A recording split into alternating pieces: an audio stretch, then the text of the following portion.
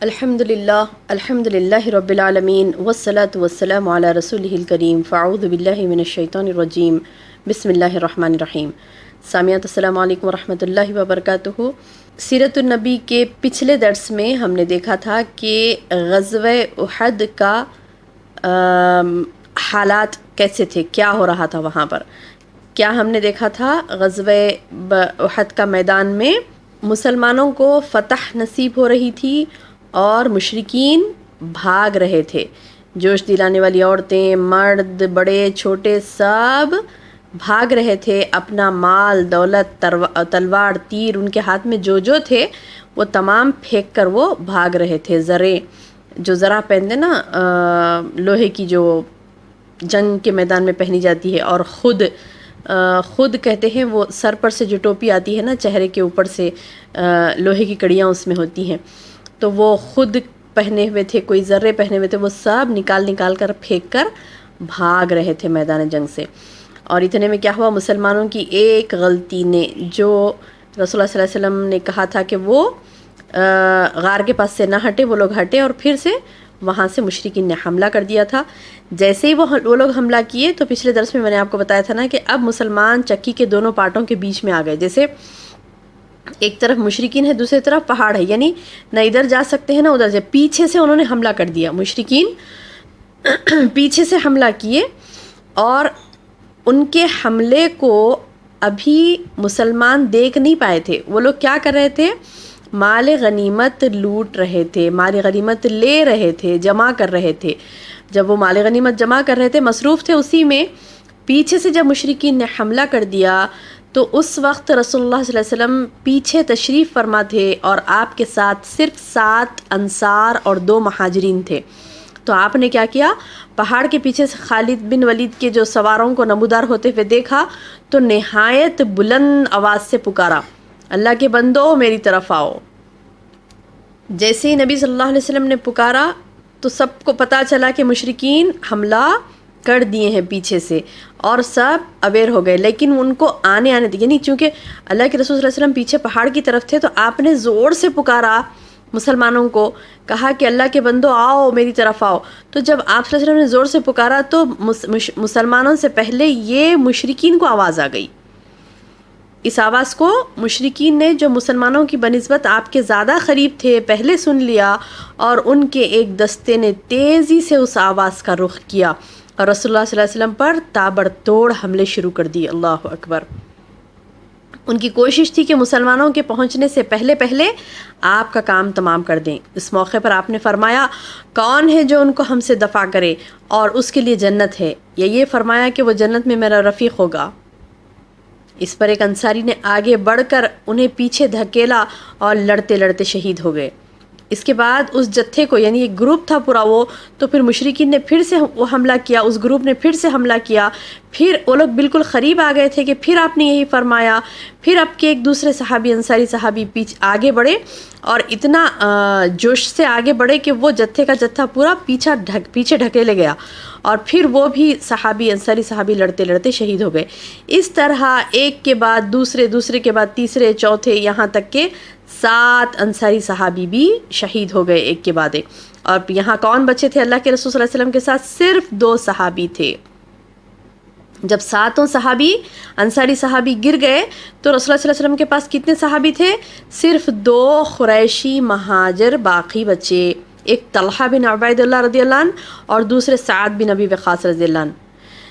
چنانچہ اب مشرکین نے اپنا حملہ رسول اللہ صلی اللہ علیہ وسلم پر مرکوز کر دیا۔ اب انہوں نے کیا کیا، آپ صلی اللہ علیہ وسلم کو نشانہ بنا لیا، یہاں تک کہ آپ کو ایک پتھر لگا جس سے آپ پہلو کے بل گر گئے، اور آپ کا نچلا داہنا 4th جو ٹیتھ ہوتا ہے، رباعی دانت کہتے ہیں اسے، 4تھا دانت ٹوٹ گیا، نچلا ہونٹ زخمی ہو گیا، خود سر پر ٹوٹ گئی، جسے میں نے ابھی بتایا آپ کو کہ خود پہنا جاتا ہے سر پر، جس کی کڑیاں لوہے کی چہرے پر ہوتی ہیں، وہ خود ٹوٹا، اور جس سے سر اور پیشانی پر چوٹ آئی۔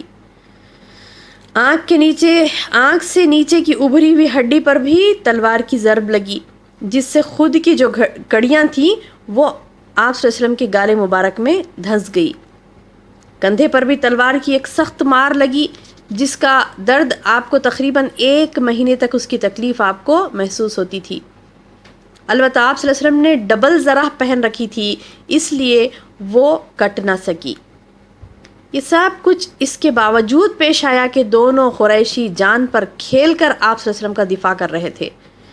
یعنی صرف 2 تھے اور وہ اتنا بڑا جتھا تھا، اور یہ دونوں برابر آپ کا دفاع کر رہے تھے اللہ کے رسول صلی اللہ علیہ وسلم کا، اور اتنا زیادہ حضرت سعد بن ابی وقاص نے اس قدر تیر چلائے کہ رسول اللہ صلی اللہ علیہ وسلم نے اپنے ترکش کے تیر ان کے لیے بکھیرتے ہوئے فرمایا، چلاؤ تیر تم پر میرے ماں باپ قربان۔ سبحان اللہ، کیا بڑا اعزاز ملا حضرت سعد بن ابی وقاص کو رضی اللہ عنہ کو۔ حضرت سعد بن ابی وقاص رضی اللہ عنہ کو اللہ کے رسول صلی اللہ علیہ وسلم نے کیا فرمایا؟ سعد تیر چلاتے جاؤ تم پر میرے ماں باپ قربان۔ اللہ اکبر۔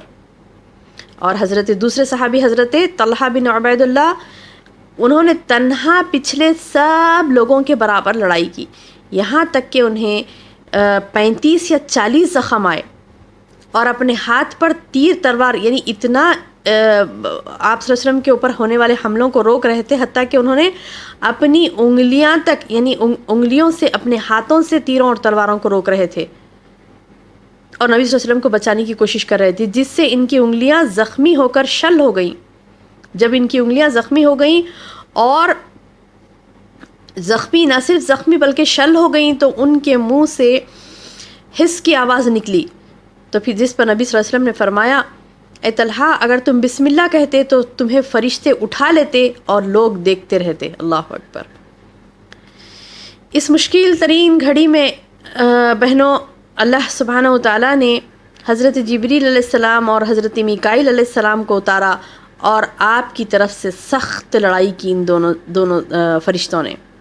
ان دونوں فرشتوں نے محمد صلی اللہ علیہ وسلم کی طرف سے سخت لڑائی کی۔ کچھ مسلمان بھی پلٹ کر آپ کے پاس آ گئے اور انہوں نے بھی جم کر دفاع کیا۔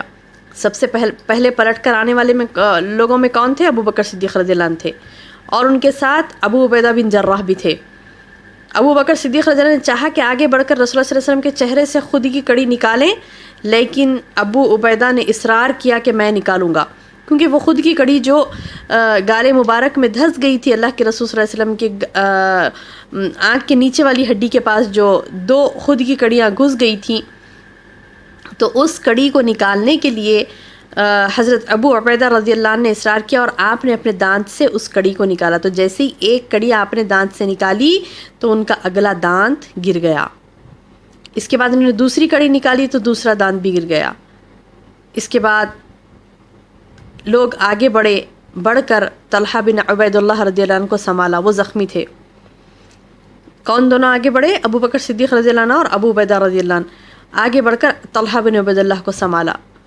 اس دوران رسول اللہ صلی اللہ علیہ وسلم کے پاس ابو دجانہ، مصعب بن عمیر، عمر بن خطاب، علی بن ابی طالب وغیرہ رضی اللہ عنہم اجمعین تمام لوگ آ پہنچے۔ ادھر مشرکین کی تعداد بھی بڑھتی گئی، ان کے حملے بھی سخت ترین ہوتے گئے، مگر مسلمانوں بھی نادرہ روزگار بہادری کے ساتھ مقابلہ کیا۔ بہت ہی بہادری دکھاتے ہوئے مسلمانوں نے بھی حملے کیے اور مقابلہ کیا۔ کوئی تیر چلا رہا تھا تو کوئی دفاع کر رہا تھا، کوئی لڑ رہا تھا تو کوئی اپنے جسم پر تیروں کو روک رہا تھا۔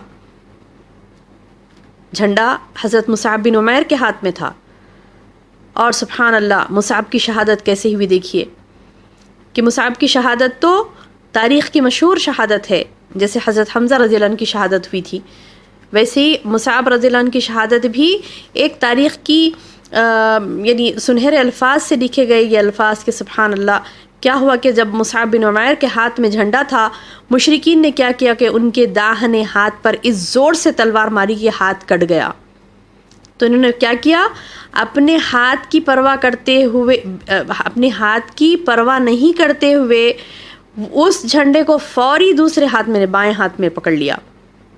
پھر مشرکین نے اسے اس بائیں ہاتھ کو بھی کاٹ دیا، تو اس کے بعد آپ نے جھنڈے پر گھٹنے ٹیک کر اسے سینے اور گردن کے سہارے لہرائے رکھا، اور اسی حالت میں شہید ہو گئے۔ انا للہ و انا الیہ راجعون۔ ان کا قاتل عبداللہ بن قمعہ تھا۔ چونکہ حضرت مصعب نبی صلی اللہ علیہ وسلم کے ہم شکل تھے، حضرت مصعب رضی اللہ عنہ نبی صلی اللہ علیہ وسلم کے ہم شکل تھے، اس لیے اس نے سمجھا کہ نبی صلی اللہ علیہ وسلم کو اس نے قتل کر دیا ہے، چنانچہ اس نے واپس پلٹ کر چیختے ہوئے کہا کہ محمد قتل کر دیے گئے، محمد قتل کر دیے گئے۔ یہ خبر اس تیزی سے پھیل گئی کہ اس کے نتیجے میں مشرکین کا دباؤ کم ہو گیا، کیونکہ اب ان کے خیال میں تھا کہ اب تو مقصد ہی پورا ہو چکا تھا۔ تو بہرحال یہ تھے جنگ احد کے چند مناظر۔ انشاءاللہ اگلے سیرت النبی کے درس میں ہم دیکھتے ہیں کہ اللہ سبحانہ وتعالیٰ اس غزوہ احد کے میدان جنگ کو کیسے فتح و کامیابی میں بدلتے ہیں۔ سبحانک اللہم و بحمدک اشہد ان لا الہ الا انت استغفرک و اتوب الیک۔